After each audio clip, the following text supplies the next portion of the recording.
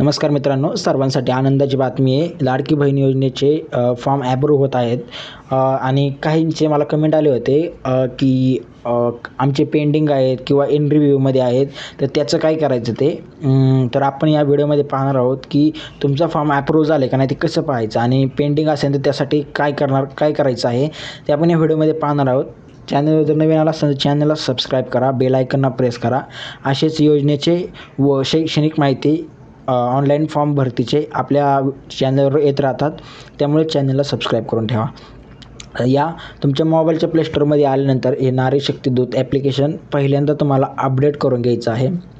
हे अपडेट झाल्यानंतर इथे ओपन करा. तुम्ही ओपन केल्याच्यानंतर तुमचा मोबाईल जो तुम्ही रजिस्टर केला होता जेव्हा फॉर्म भरताना, तो मोबाईल नंबर इथे टाकून घ्यायचा आहे.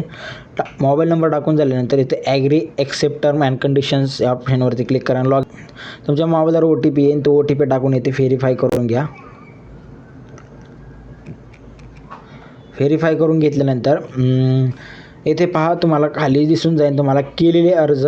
केलेले अर्जवर क्लिक करायचं. त्यामध्ये तुम्हाला इथं पेंडिंग स्टेटस दाखवत आहे. पहा, जर ॲप्रुव्हल झालं असेल तर स्टेटस हे ॲप्रूव्ह दाखवतं, आणि जर रिव्ह्यूमध्ये असेल तर तुम्हाला रिव्ह्यू असा ऑप्शन दिसून जातो.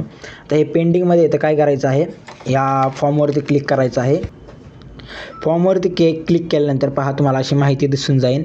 त्यानंतर पहा, इथं वरच तुम्हाला दिसते मुख्यमंत्री माझी लाडकी बहीण योजना इन पेंडिंग टू सबमिटेड. आता यासाठी काय करायचं आहे पहा, इथे तुम्हाला इन्फॉर्मेशनचा असा टॅब दिसून जाईल. पाहिजे तुम्हाला काय दिलेलं आहे, जर तुमचं ॲप्लिकेशन पेंडिंग असेल तर पहा, सर्वेक्षण भरलेले आहे परंतु अद्याप पुनर्वलोकनासाठी सबमिट केलेलं नाही. अंतिम सबमिशनसाठी हे अद्याप प्रलंबित स्थितीत आहे.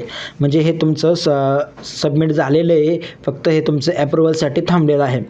त्यानंतर पहा, ॲप्रूव्ह जर असा ऑप्शन येत असेल, फॉर्मवर येत असेल तर सर्वेक्षण पुनरावलोकन करून स्वीकार केले गेले आहेत. सबमिट करून आणखी कोणतीही कारवाई करण्याची आवश्यकता नाही.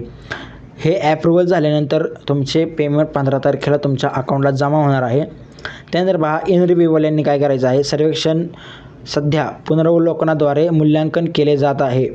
सबमिट फीडबॅक किंवा मंजुरीसाठी वाट पाहत आहे. म्हणजेच की तुमचं हे मूल्यांकन म्हणजे तुमचं जे फॉर्म आहे तो व्हेरीफाय करण्यात येत आहे.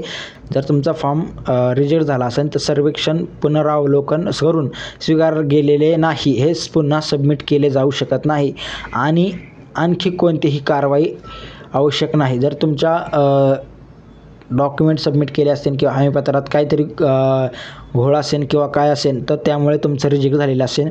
त्यानंतर बघा, डिसअप्रूव्ड कॅन बी एडिट रिसबमिटेड. पहा, इथे काय आहे, हा खूप महत्त्वाचा पॉईंट आहे. सर्वेक्षण पुनरावलोकन करून स्वीकार केले गेले नाहीत. सबमिट बटन करून पुन्हा सबमिट करण्याचा प्रयत्न करावा. पहा, तुम्ही जर सबमिट असेल झाले तर तुम्ही पुन्हा सबमिट करू शकता, किंवा इतर डॉक्युमेंट तुमचे चुकले असतील तर ते डॉक्युमेंट चेंज करून तुम्ही ते रिसबमिट अशा ऑप्शनवर क्लिक करून हे सबमिट करू शकता. त्यानंतर पहा, तुम्हाला काही दिवसांनी ते पेंडिंग टू सबमिट दिसतं. तिथं तुम्हाला पेंडिंग टू सबमिटच्या ऐवजी ॲप्रूव्ह, काही कारणास्तव जर 15 तारखेपर्यंत हे ॲप्रूव्हल झालं नाही, नेक्स्ट मंथमध्ये जरी झालं तरी तुमचे 3 महिन्याचे पैसे तुमच्या अकाउंटला जमा होणार आहेत. त्यामुळे काळजी करायची काही गरज नाही आहे. अशाच व्हिडिओसाठी आपल्या चॅनलला सबस्क्राईब करून ठेवा.